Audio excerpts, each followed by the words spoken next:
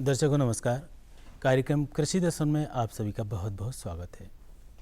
दर्शकों, इस कार्यक्रम के माध्यम से खेती किसानी की आपको वो तमाम हम जानकारियाँ उपलब्ध करवाते हैं जिनकी आपको फसल उत्पादन बढ़ाने के लिए ज़रूरत होती है। इसके साथ ही साथ नवीन तकनीकों की जानकारी भी आप इस कार्यक्रम के माध्यम से हासिल करते रहते हैं। इस समय यदि हम बात करें तो रबी की फसलें जो है काफ़ी बढ़वार की ओर है। खेतों में हमारे किसान भाई जो नियमित कामों में लगे हुए हैं उनमें ख़ास तौर से जब फसलें बड़ी हो जाती है तो खेतों में पानी देना, सिंचाई करना, इसके साथ साथ खाद या उर्वरक का समुचित प्रबंध करना, ये सब काम इस समय हमारे किसान भाई ज़रूर कर रहे हैं। लेकिन कुछ बातें ऐसी होती है किसान भाइयों जिनका यदि हम ध्यान रखते हैं तो वो फसल उत्पादन के लिए बहुत ज़रूरी हो जाता है। यदि यूरिया की हम बात करें तो यूरिया भी एक ऐसा उर्वरक है जो समय पर यदि प्रबंधन के साथ समुचित रूप से या समुचित मात्रा में डाला जाए तो वो बहुत ही आपको लाभकारी होगा, आपकी फसलों के लिए बहुत गुणकारी होगा।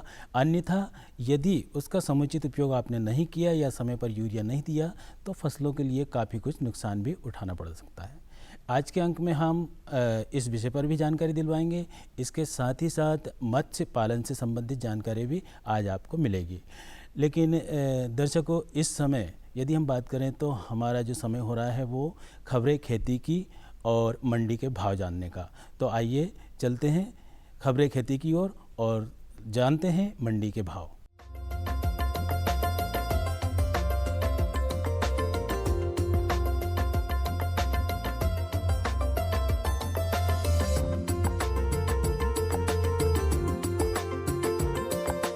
नमस्कार किसान भाइयों, खबरें खेती के में आपका स्वागत है। और चलिए सबसे पहले एक नजर कृषि से जुड़े आज के मुख्य समाचारों पर।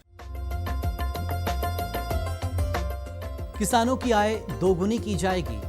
72 लाख हेक्टेयर में रबी बोनी, सरसों में खरपतवार प्रबंधन, उन्नत तरीके से लहसुन की खेती और रबी फसलों में समन्वित प्रबंधन। केंद्रीय कृषि एवं किसान कल्याण मंत्री श्री राधा मोहन सिंह ने कहा है कि किसानों की आय दोगुनी करने के लिए केंद्र सरकार प्रतिबद्ध है। अनाज का उत्पादन बढ़ाने, लागत कम करने तथा किसानों की आमदनी के अन्य साधनों को खोलने के साथ उनकी उपज की उचित मार्केटिंग का जी तोड़ प्रयास सरकार कर रही है। कृषि मंत्री ने ये बात एसोचैम द्वारा आयोजित एक कार्यक्रम में कही। उन्होंने बताया कि केंद्र सरकार देश भर में एक ऐसा ढांचा खड़ा कर रही है जिसमें बाजार सीधे खेतों से जुड़ जाएंगे और उपभोक्ता सीधे किसान के खेत से उपज खरीद सकेंगे। कृषि संचालनालय से प्राप्त जानकारी के अनुसार इस वर्ष 117 लाख हेक्टेयर में रबी फसलों की बोनी की जा चुकी है, यानी 62% बोनी हो चुकी है। सबसे अधिक 31 लाख हेक्टेयर में गेहूं बोया गया है। इस वर्ष 65 लाख हेक्टेयर में गेहूं बोया जाना प्रस्तावित है। चने की बुआई 25 लाख हेक्टेयर में की गई है। समस्त दलहनों की बुआई अभी तक 33 लाख हेक्टेयर में हुई है। तिलहनी फसलें 8 लाख हेक्टेयर में बोई जा चुकी हैं। इसमें सबसे अधिक बुआई 7 लाख हेक्टेयर में राई सरसों की हुई है, जो कि इस वर्ष के निर्धारित लक्ष्य से अधिक है। सरसों की फसल में चौड़ी एवं संकरी पत्ती वाले लगभग 15 से 20 प्रकार के खरपतवारों की समस्या होती है, लेकिन फसल को सबसे ज्यादा नुकसान ओरोबैंकी नामक खरपतवार से ही होता है, जिसको कई नाम जैसे सरसों का मामा, मरगोजा एवं भूमि फोड़ इत्यादि से जाना जाता है। सरसों फसल के प्रमुख खरपतवार जैसे बथुआ, पीली एवं सफेद सैजी, प्याजी, कृष्ण नील, चटरी मटरी, कासनी, गजरी, दूब, हिरनखुरी, कटेली एवं सत्यानाशी आदि हैं। खरपतवार नियंत्रण में यांत्रिक विधि सबसे सरल एवं कृषकों द्वारा आसानी से अपनाई जाने वाली विधि है। यांत्रिक खरपतवार नियंत्रण विधि द्वारा खरपतवार नियंत्रण तो होता ही है, साथ ही साथ गुड़ाई हो जाने के कारण, मृदा में वायु संचार हो जाने के कारण उपज में वृद्धि होती है। रासायनिक खरपतवार नियंत्रण के लिए पेंडिमिथालिन 1 लीटर सक्रिय तत्व पानी में मिलाकर प्रति हेक्टेयर बुआई के बाद परंतु अंकुरण से पूर्व छिड़काव करना चाहिए। लहसुन भूमि के नीचे तैयार होने वाली फसल है। इसकी वृद्धि हेतु पर्याप्त नमी तथा हवा का संचार होना आवश्यक है। मृदा भुरभुरी होनी चाहिए तथा उचित जल निकास की व्यवस्था हो। साथ ही मृदा किसी प्रकार के विकार से पीड़ित नहीं होनी चाहिए। भूमि की तैयारी के लिए एक गहरी जुताई कर 2 से 3 हल्की जुताइयां करें। और पाटा लगाकर खेत को समतल कर लें एवं सिंचाई की सुविधा अनुसार खेत को क्यारियों में बांट लेना चाहिए। लहसुन की प्रमुख उन्नत किस्में यमुना सफ़ेद G1, यमुना सफ़ेद 2 G50, यमुना सफ़ेद 3 G282, यमुना सफ़ेद 4 G223, Agrifound white G41, Godavari selection 2 हैं। 1 हेक्टेयर खेत के लिए 4 से 5 क्विंटल कलियों की आवश्यकता होती है। कलियों को 3 से 4 सेंटीमीटर गहराई पर कतारों में बोना चाहिए। 15 से 10 सेंटीमीटर पौधों के बीच दूरी रखना चाहिए। सभी प्रमुख रबी फसलों में बीज को बुआई से पूर्व थायरम 3 ग्राम प्रति किलोग्राम बीज अथवा ट्राइकोडर्मा 4 से 6 ग्राम प्रति किलोग्राम बीज की दर से उपचारित करना चाहिए। 2 से 3 वर्ष तक बिना दाल वाली मक्का फसलों जैसे मक्का, गेहूं आदि के साथ फसल चक्र अपनाएं। लाइट ट्रैप की सहायता से कीड़ों को नष्ट करें। यह हानिकारक कीटों को नष्ट करने के साथ साथ फसलों के मित्र कीटों को सुरक्षित कर उनका संरक्षण करता है। साथ ही फसलों के उत्पादन में भी महत्वपूर्ण भूमिका निभाता है। फली छेदक कीट की प्रारंभिक अवस्था में NPV 250 LE प्रति हेक्टेयर की दर से 3 बार उपयोग करें। कट वर्म व दीमक आदि की रोकथाम हेतु भूमि उपचार करना आवश्यक है। क्यूनॉल फॉस 1.5% चूर्ण 25 किलो प्रति हेक्टेयर की दर से आखिरी जुताई से पूर्व भूमि में मिलाएं। फली छेदक के नियंत्रण के लिए फूल आने से पहले तथा फली लगने के बाद मेलाथियन 5% या मिथाइल पैराथियन 2% का 20 से 25 किलो प्रति हेक्टेयर की दर से भुरकाव करें। तो किसान भाइयों, खबरें खेती की में आज बस इतना ही। मुझे दीजिए इजाजत और आगे आप देखिए मंडी भाव। नमस्कार।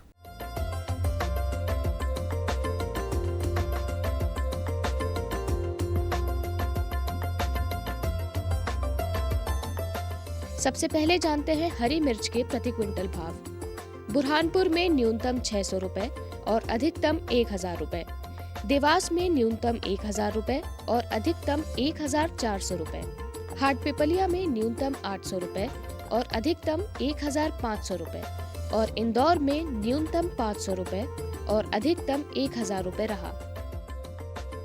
इसके बाद जानते हैं प्याज के प्रति क्विंटल भाव।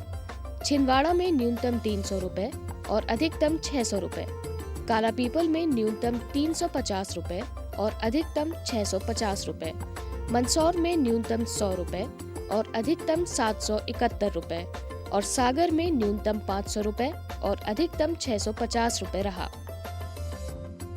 अंत में जानते हैं आलू के प्रति क्विंटल भाव। मंदसौर में न्यूनतम 700 रुपए और अधिकतम 900 रुपए, नरसिंहगढ़ में न्यूनतम 850 रुपए और अधिकतम 1000 रुपए, देवास में न्यूनतम 300 रुपए और अधिकतम 700 रुपए और छिंदवाड़ा में न्यूनतम 400 रुपए और अधिकतम 600 रुपए रहा।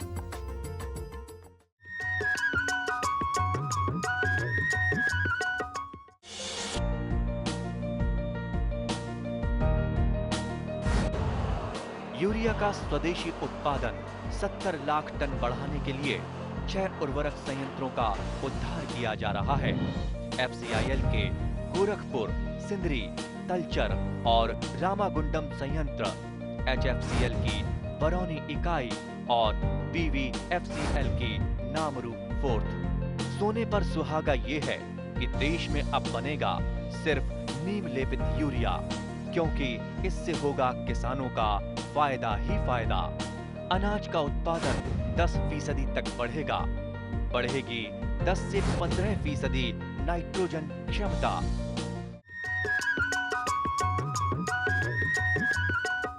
दर्शकों, एक बार पुनः आपका स्वागत है कार्यक्रम कृषि दर्शन में। यूरिया की यदि हम बात करें तो यूरिया एक ऐसा उर्वरक है जो हमारे रबी की फसलों में बहुत ही महत्वपूर्ण होता है।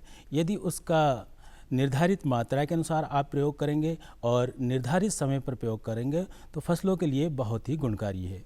यूरिया किस तरह से कैसे हमारी रबी की फसलों में हम दें ताकि हमें ज़्यादा से ज़्यादा लाभ मिले, इसी विषय पर आज हम आपको जानकारी दिलवाने जा रहे हैं। हमारे आज के विशेषज्ञ हैं डॉक्टर SRS रघुवंशी जी। रबी फसलों में सबसे ज़्यादा हम उपयोग करते हैं यूरिया खाद का सिर्फ अनाज वाली फसलों में, और अनाज वाली फसलों में मुख्य फसल हमारी गेहूं की फसल ही है।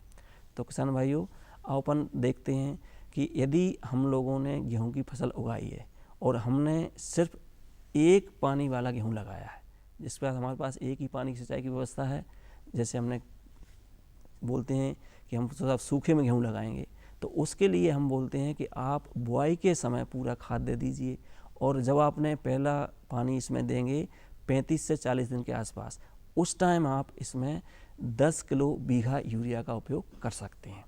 अब आपके पास पानी बहुत ही कम मात्रा में है, क्यों? यदि ज़्यादा मात्रा में होता तो आप ज़्यादा पानी वाला गेहूँ लगाते। तो अब अपन ने एक पानी वाला गेहूँ लगाया है, तो उसमें हमको यूरिया खाद का उपयोग करना है 35 से 40 दिन में। और उस समय यदि हम सिंचाई के लिए उपयोग कर रहे हैं बौछारी विधि, जिसको बोलते हैं हम स्प्रिंकलर सिस्टम, तो हमको यूरिया खाद का उपयोग पहले खेत में करना है और बाद में हमारा स्प्रिंकलर चलाना है। क्यों? क्योंकि इससे हमारा जहाँ यूरिया पड़ा हुआ है वहीं गल के पौधे को प्राप्त हो जाएगा। ऐसा नहीं करना है हमको बात है कि पहले हमने स्प्रिंकलर चला दिया, बाद में हम खाद डालने जा रहे हैं। क्यों? तब तक क्योंकि स्प्रिंकलर से पानी खेत में कम जाता है, बाद में यूरिया देंगे तो यूरिया पूरा घुलनशील होकर पौधे को उपलब्ध नहीं हो पाएगा। इससे बचने के लिए हमको कम पानी वाले गेहूँ जहाँ हमने लगाया है, जिसको बोलते हैं एक पानी वाला गेहूँ, तो हमको यूरिया का उपयोग पहले करना है। अब हम बात करते हैं कि हमने साहब ज़्यादा पानी वाला गेहूँ लगाया है। जैसे ज़्यादा पानी के लिए हम सबसे पहले बात करते हैं कि हमने पूरे 5 सिंचाई वाला गेहूँ उपयोग किया है, बोया है, तो उसमें हमको 5 पानी देना है। और लेकिन ये ध्यान रखें कि यूरिया का उपयोग हमको सिर्फ पूरे समय में 2 बार ही करना है। 2 बार वो कौन कौन से हैं? एक तो हमारा जब गेहूं की अवस्था होती है 20 से 25 दिन के आसपास, उस टाइम हम आपको 20 किलो या 18 से 20 किलो प्रति बीघा यूरिया का उपयोग करना है। और मैं पहले ही बोल रहा हूं आप लोगों से कि अपने को सिंचाई की कौन सी विधि अपनाना है? बौछारी विधि। तो हमको यूरिया पहले छिड़काव करना है, और यूरिया का छिड़काव हमेशा हम शाम के समय करेंगे। क्यों? क्योंकि देखते हैं कि ओस पड़ती है, यदि हमने सुबह के टाइम यूरिया छिड़क दिया तो ओस से उस पर पौधे पर चिपक जाएगा, और जब धूप पड़ेगी तो पूरा यूरिया की नाइट्रोजन है ना, वो धूप से उड़ जाएगी। उसके नुकसान से बचने के लिए हमको यूरिया का छिड़काव शाम के समय करना है, फिर हम इसको स्प्रिंकलर चालू कर देते हैं, तो उससे हमारा यूरिया का पूरा उपयोग हो जाएगा। दूसरी बात, यदि आप लोगों ने देखा कि हमारे पास स्प्रिंकलर सिस्टम की व्यवस्था नहीं है, तो कोई बात नहीं, अपन क्यारी विधि से, जो हम क्यारी बनाते हैं गेहूँ में, उसमें यूरिया का उपयोग करें, उसमें सिंचाई करेंगे। अब उसमें जब क्यारी विधि में हमने सिंचाई में पानी दिया, तो उसमें हमको 1 दिन बाद यूरिया का उपयोग करना है। उसमें हम पहले यूरिया का उपयोग नहीं करेंगे। जब खेत से पानी बहना बंद हो जाए और देखें कि अब पूरा पानी बहना बंद हो गया, तो फिर हम अपना जो मात्रा हमने बताई 18 से 20 किलो प्रति बीघा, उसको हम छिड़काव कर देंगे, और फिर देखते हैं कि जहाँ यूरिया पड़ा हुआ है वहाँ गल के पौधे को बढ़िया मिल जाएगा। और यूरिया का छिड़काव हम करेंगे शाम के समय ही। क्यों? रात में वो गलेगा, ठंडक मिलेगी, पूरी रात का समय मिल जाएगा, पूरा बढ़िया घुल के पौधे को उपलब्ध हो जाएगा। बहुत से किसान भाई क्या करते हैं कि सिंचाई कर रहे हैं बहाव करके पानी, क्यारी विधि से पानी तेज़ छोड़ना है उनको, यूरिया उन्होंने पहले छिड़क दिया। जब पानी तेज़ प्रभाव से आता है तो यूरिया पूरा बह के बाहर निकल जाता है। इस नुकसान से बचने के लिए आपको ये संतुष्टि रहती है, सामने यूरिया डाला है, लेकिन यूरिया तो आपका बाहर निकल गया खेत से बह के बाहर, या एक साथ कहीं जाके इकट्ठा हो गया।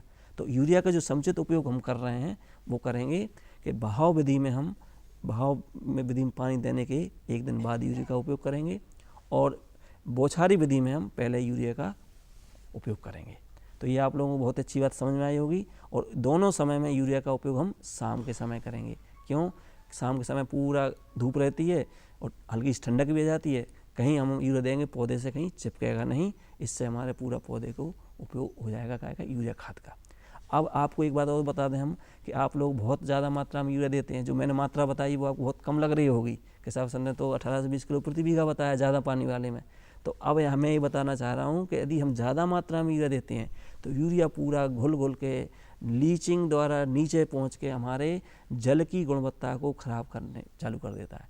जल में क्या होता है, नाइट्रेट की मात्रा पहुँच जाती है। नाइट्रेट बता दें इतना नुकसानदायक है हम लोगों के लिए कि वो बहुत ही ज़्यादा अंदाज़ लगाना मुश्किल है। अब तीसरी बात बताएं हम आपको कि ज़्यादा हमने यूरिया दिया गेहूं की फसल में, तो यूरिया का जो मात्रा है वो दाने में पहुंच जाती है, और यूरिया की मात्रा जब दाने में पहुंचती है तो उस दाने का आटा जो गर्भवती महिलाएं खाती हैं, तो उससे चूँकि उनके खून के पोषण से बच्चा अंदर भोजन लेता है, तो जो बच्चों में दिल में छेद की बीमारी आ रही है, क्या है कि दिल में छेद की बीमारी, जिसको बोलते हैं ब्लू बेबी सिंड्रोम, उसके लिए भी हमारा सिर्फ यूरिया खाद ही उत्तरदायी है। मतलब जो कि आप लोग बोलते हैं साहब खाद की शॉर्टेज है, हमको ज़्यादा मात्रा में उपयोग करना है, तो ये हमको मनुष्य के लिए बहुत ज़्यादा नुकसानदायक है। कौन सा कि ज़्यादा मात्रा में पहुँचता है, उससे हमारा वो क्या बोलते हैं बच्चों में दिल की छेद की बीमारी हो जाती है। तो मैं बताना चाहता हूँ कि एक तो ज़्यादा मात्रा में उपयोग करने से हमारा जल की गुणवत्ता, नाइट्रेट बढ़ने से, दूसरे हमारे बच्चों में दिल में छेद की बीमारी से बचाने के लिए आप लोग यूरिया का कम से कम उपयोग करें और जैसे मैंने बताया वैसे उपयोग करें। तो इससे क्या रहेगा आप लोगों के लिए कि आपका पैसा बचेगा, हमारे खेत की मिट्टी बचेगी और उत्पादन भरपूर मिलेगा हमको। और अंत में एक बात और कहूँगा कि दलहनी फसलों में यूरिया का उपयोग बिल्कुल ना करें। मेरे को आशा है कि आप इन बातों को ध्यान रखते हुए अपनी उपज अच्छी प्राप्त करेंगे और खेती को अच्छा बनाएंगे। धन्यवाद।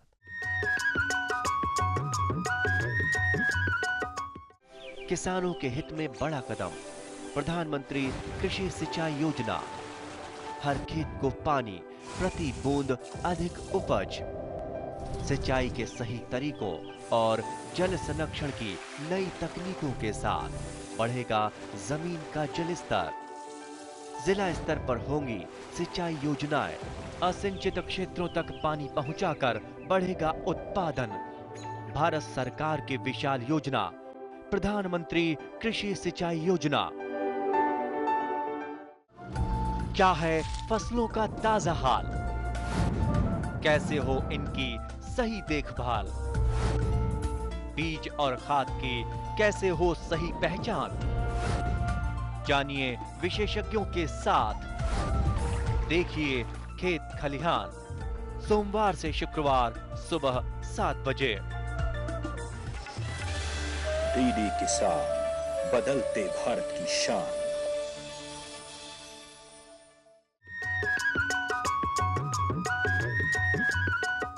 दर्शकों, शीत ऋतु में जहां हम फसलों के साथ साथ दूसरे व्यवसाय करते हैं, उनमें मछली पालन भी एक महत्वपूर्ण व्यवसाय है।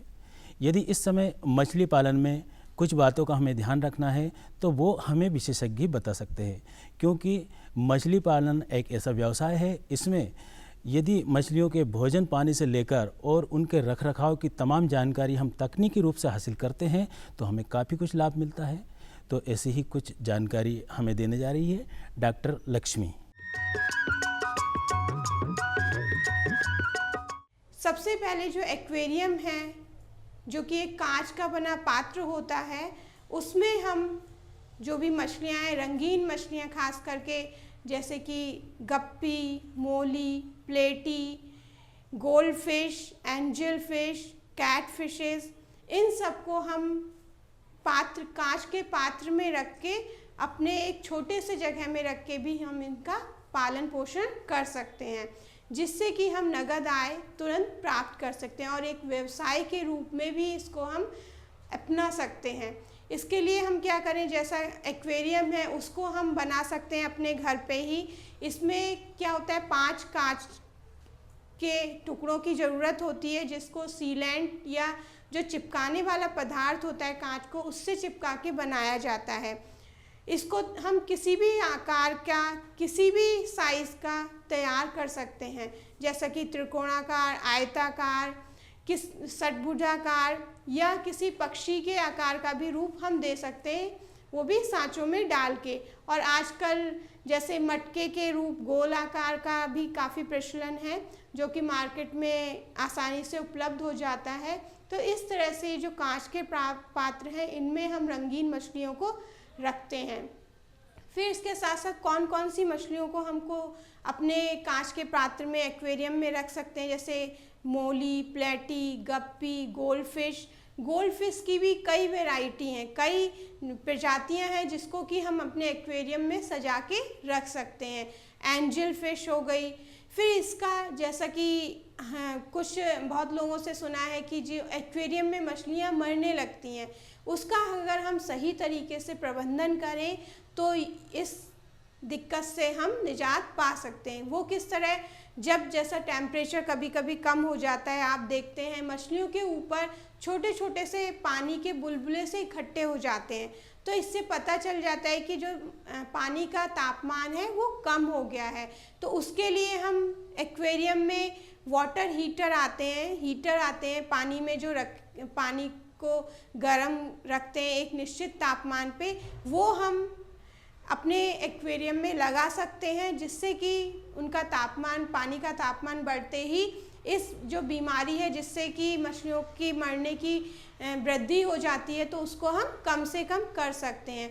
साथ में आपने देखा होगा इनके जो पूंछ है, फिन्स हैं, ये गलने सड़ने लगते हैं, या इनके जो गलफड़े हैं उनमें भी बीमारी हो जाती है, वो भी गलने सड़ने लगते हैं। तो हम इन सब के लिए क्या करें, सबसे पहले जो भी है, अगर बीमारी दिखती है तो हम उन मछलियों को एक्वेरियम से निकाल लें और थोड़े समय के लिए लाल दवा आती है उसमें हम डाल के अपनी मछलियों को रख सकते हैं। और जब भी हम पानी बदलें एक्वेरियम का, तो उस पानी में सोडियम क्लोराइड जो कि नमक होता है, ढेले वाला नमक होता है, उसको हम पीस के उसमें थोड़ी देर के लिए डाल दें एक्वेरियम में, और उसमें हम मछलियाँ डालें, जिससे कि मछलियों में बीमारी भी कम लगती है।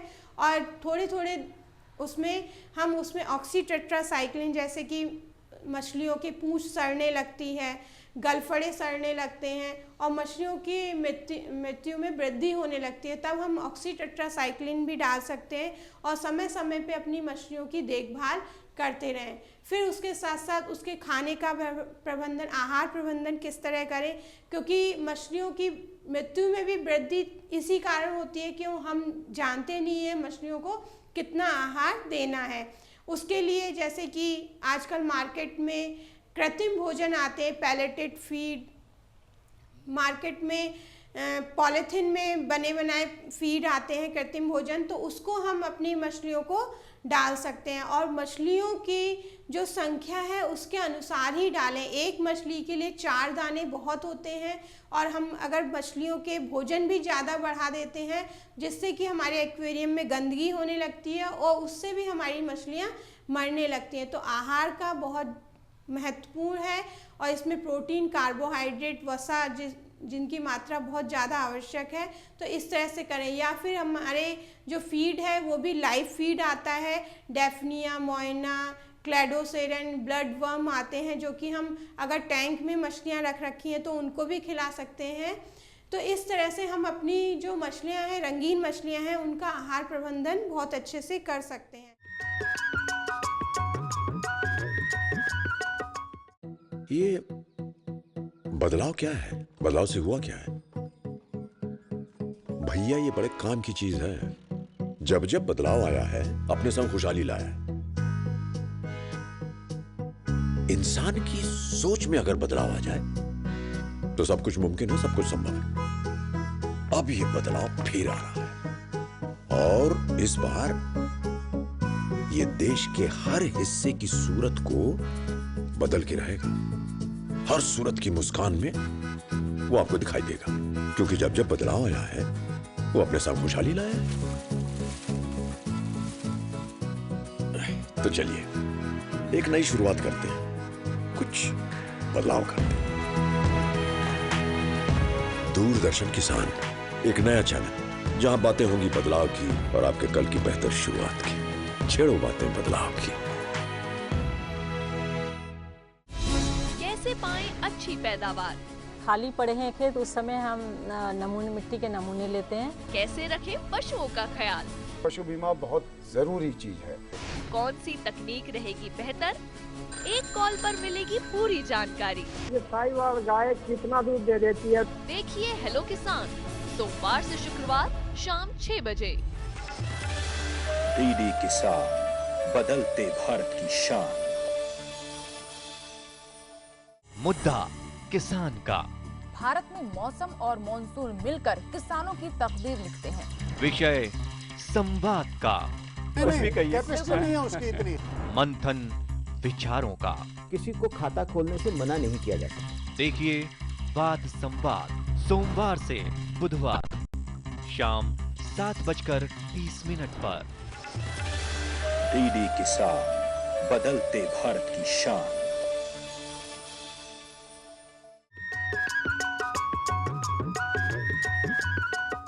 तो दर्शकों, ये तो था हमारा आज का कार्यक्रम कृषि दर्शन, जिसमें आज आपने जाना खास तौर से रबी की फसलों में यूरिया का समुचित प्रयोग कैसे करना है। इसके साथ ही आपने जानकारी ली शीत ऋतु में मछली पालन किस तरह से किया जाए, कौन कौन सी बातों का आपको ध्यान रखना है ताकि आपको ज़्यादा से ज़्यादा लाभ मिल सके। आज के कार्यक्रम में बस इतना ही। अगले कार्यक्रम में पुनः मिलेंगे, तब तक के लिए नमस्कार।